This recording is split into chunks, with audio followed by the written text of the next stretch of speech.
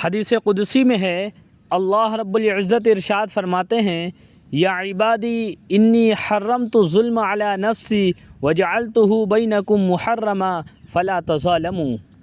میرے بندو، میں نے اپنی ذات کے اوپر ظلم کو حرام قرار دیا ہے اور تمہارے اوپر بھی ظلم کو حرام قرار دیا ہے، اس لیے ایک دوسرے پر ظلم نہ کیا کرو۔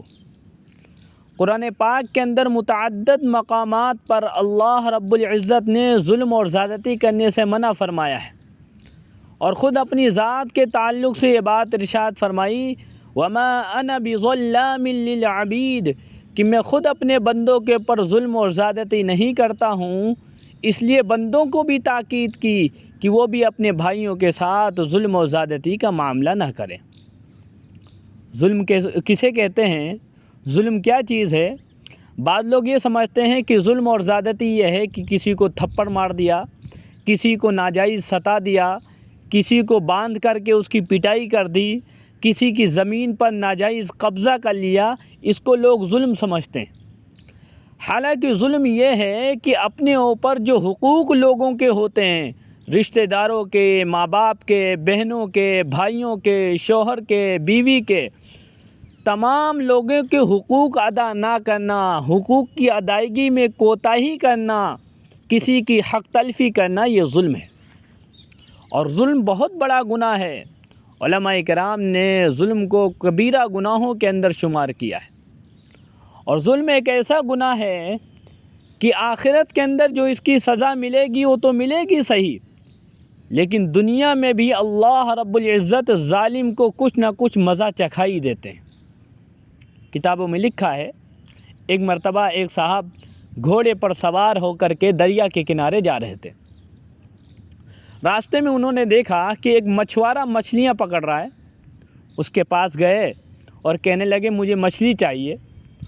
اس نے کہا میں نے ایک ہی مچھلی پکڑی ہے اور میں اپنے گھر کے لیے میں نے اس کو پکڑی ہے، میں بیچوں گا نہیں، اپنے بیوی بچوں کے لیے لے جاؤں گا۔ اس نے کہا یا تو بیچ دو یا تو میں زبردستی لے لوں گا۔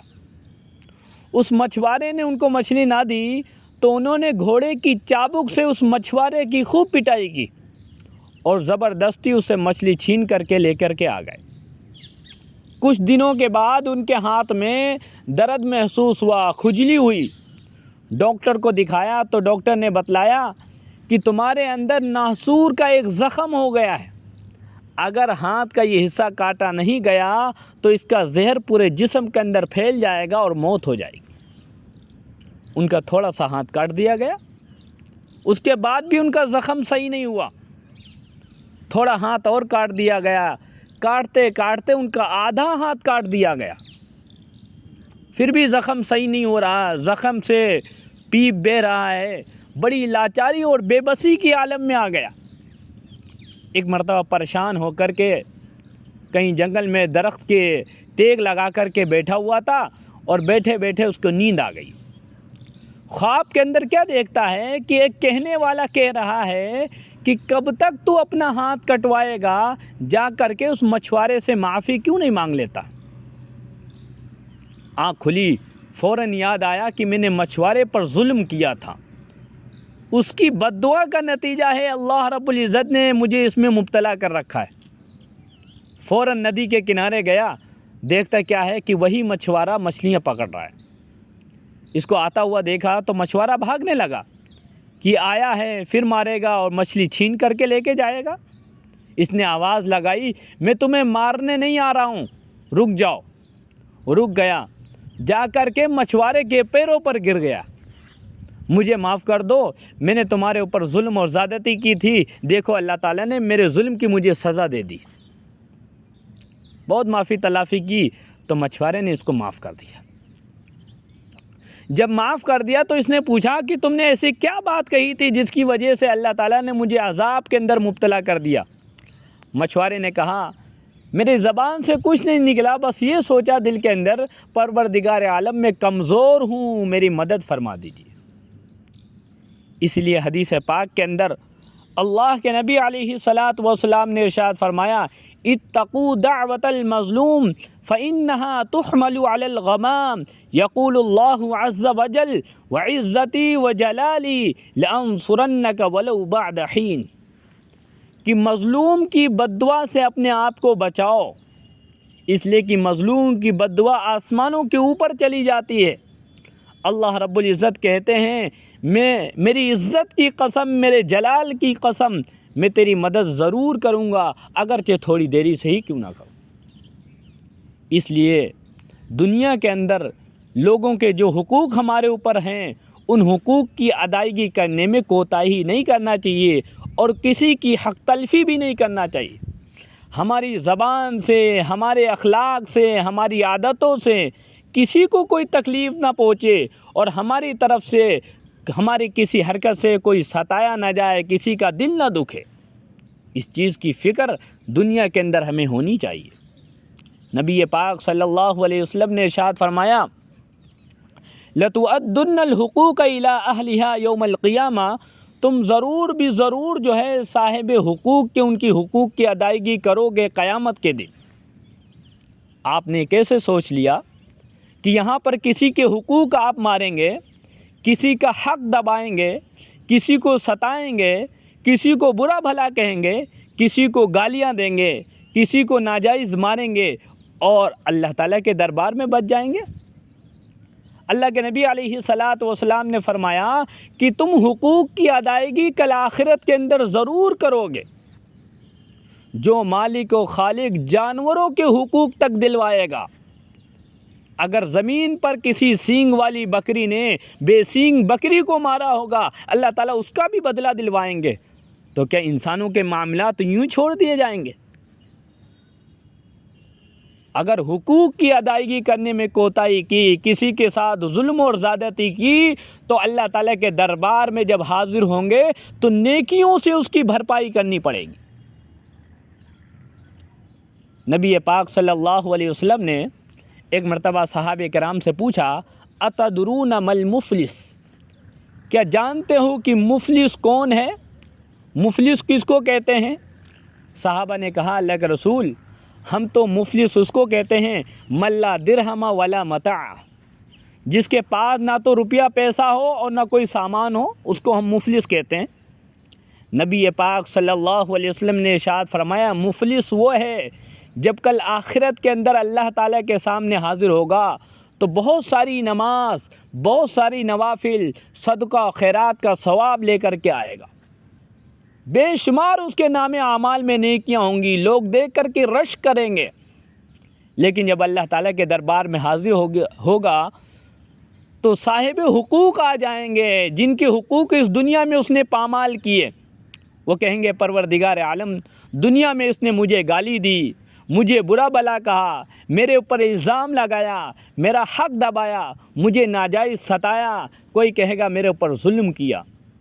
اللہ تعالیٰ فرشتوں سے کہیں گے کہ اس کی نیکیاں صاحب حقوق میں بانٹ دی جائیں، جن کے حقوق اس نے ضائع کیے ہیں، اس کی نیکیاں ان کو دے دی جائیں، نیکیاں اس کی بانٹ دی جائیں گی، اس کی نیکیاں ساری ختم ہو جائیں گی، لیکن صاحب حقوق پھر بھی رہ جائیں گے جن کے حقوق اس نے پامال کیے ہیں۔ اللہ تعالیٰ کہیں گے، اب ایسا کرو، جن کے حقوق اس نے ضائع کیے، حق تلفی کیے، ان کے گناہ اس کے اوپر ڈال دیے جائیں، اس کے نام اعمال میں ان کے گناہ ڈال دیے جائیں۔ نبی پاک صلی اللہ علیہ وسلم نے ارشاد فرمایا، یہ ہے مفلس، نیکیاں لے کر آیا تھا، گناہوں کے بوجھ کے ساتھ واپس جا رہا ہے۔ یہ کب ہوا؟ جب دنیا کے اندر ناجائز کیا، کسی کی حق تلفی کی، کسی پر ظلم کیا، تب جا کر کے آخرت کے اندر مفلسی کی زندگی اس کو نصیب ہوئی۔ اس لیے کبھی بھی کسی کی حق تلفی نہیں کرنا چاہیے۔ جن کے ہمارے اوپر حقوق ہیں، بھائیوں کے حقوق، بہنوں کے حقوق، پڑوسیوں کے حقوق، رشتہ داروں کے حقوق، مسلمانوں کے حقوق، کسی کے بھی حق کو پامال نہیں کرنا چاہیے۔ فکر یہ کرنی چاہیے میری ذات سے کسی کے اوپر زیادتی نہ ہو، کسی کے اوپر ظلم نہ ہو، اگر ہو جائے تو دنیا میں رفع دفع کر لیں، معافی تلافی کر لیں، یہ حقوق کی ادائیگی کر دیں، تاکہ آخرت کے لیے ہمارے حصے میں کوئی جو ہے زیادتی باقی نہ رہے۔ اور دنیا کے اندر انسان کے اندر حقوق کی ادائیگی کی فکر کب ہوتی ہے؟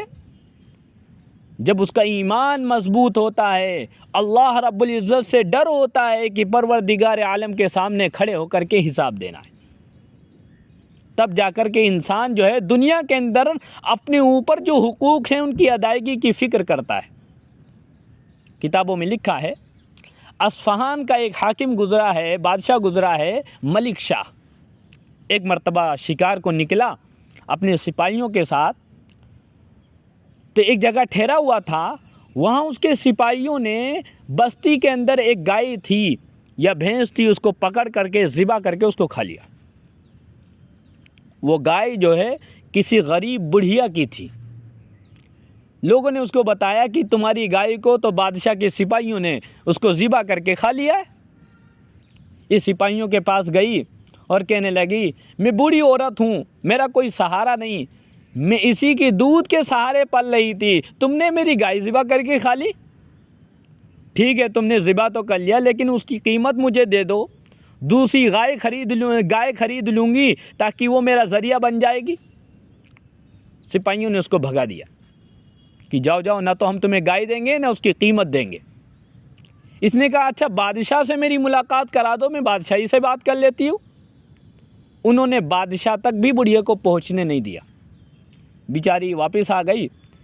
کسی نے بڑھیا سے کہا کہ بادشاہ کل جو ہے فلاں جگہ روانہ ہوگا اور اس کا قافلہ جو ہے ایک پل کے اوپر سے گزرے گا، وہی راستہ اختیار کرے گا، تم پہلے سے جا کر کے پل پر بیٹھ جاؤ۔ بادشاہ ملک شاہ جو ہے بڑا ہی نیک بادشاہ ہے، مجھے ایسا لگتا ہے تمہاری وہ فریاد سنے گا۔ تم پل پر جا کر کے بیٹھ جاؤ، جب بادشاہ کی سواری وہاں سے گزرے گی تو بادشاہ سے اپنی شکایت کر دینا۔ بڑھیا پہلے سے چلی گئی۔ جب بادشاہ وہاں سے گزرا تو بڑی جلدی سے اٹھ کر بے باکی کے ساتھ بڑھیا نے بادشاہ کے گھوڑے کی لگام کو پکڑ لیا اور اپنی طرف کھینچ کر کہنے لگی کہ اے بادشاہ، تو اس پل پر میرا حساب و کتاب کرنا چاہتا ہے یا کل پل صراط کے اوپر حساب کرنا چاہے گا؟ میرا تیرے ساتھ ایک معاملہ ہے، اختیار تمہیں ہے کہ اس پل پر حساب کتاب کرو گے یا پل صراط کے اوپر کرو گے۔ بادشاہ نیچے اتر آیا، بڑی عاجزی کے ساتھ کہنے لگا، اماں جان، میں کمزور بندہ ہوں، پل صراط پر حساب کتاب دینے کی طاقت نہیں رکھتا، یہیں پر حساب چکتا کرنا چاہتا ہوں۔ بڑھیا نے کہا، تمہارے کارندوں نے، سپاہیوں نے میری گائے ذبح کر کے کھا لی ہے اور اس کی قیمت بھی نہیں دیتے، میرا وہی سہارا ہے، میں تم سے فریاد کرتی ہوں میری گائے واپس کر دی جائے۔ بادشاہ نے ایک گائے کی 7 گائیوں کے برابر قیمت ادا کی اور اپنے سپاہیوں کو ڈانٹا۔ یہ کب ممکن ہوا؟ کیونکہ بادشاہ کے اندر اللہ رب العزت کا خوف تھا، ڈر تھا کہ یہاں پر اگر حساب نہیں دیں گے تو آخرت میں حساب دینا پڑے گا، یہاں حقوق کی ادائیگی نہیں کریں گے تو آخرت میں میدان حشر میں کرنی پڑے گی۔ اس لیے ہم سب کو بھی فکر چاہیے کہ دنیا کے اندر ہمارے اوپر جن کے حقوق ہوتے ہیں، حقوق کی ادائیگی دنیا کے اندر کر دیں۔ اگر کوتاہی ہو گئی ہے، کسی پر زیادتی ہو گئی ہے، کسی کا حق مار لیا ہے تو معافی تلافی کر لیں، اس کے حقوق ادا کرنے، ورنہ آخرت کے اندر نیکیوں سے اس کی بھرپائی کی جائے گی۔ اللہ تعالیٰ کہنے سننے زیادہ عمل کی توفیق عطا فرمائے۔ آمین۔ واخر دعوانا الحمدللہ رب العالمین۔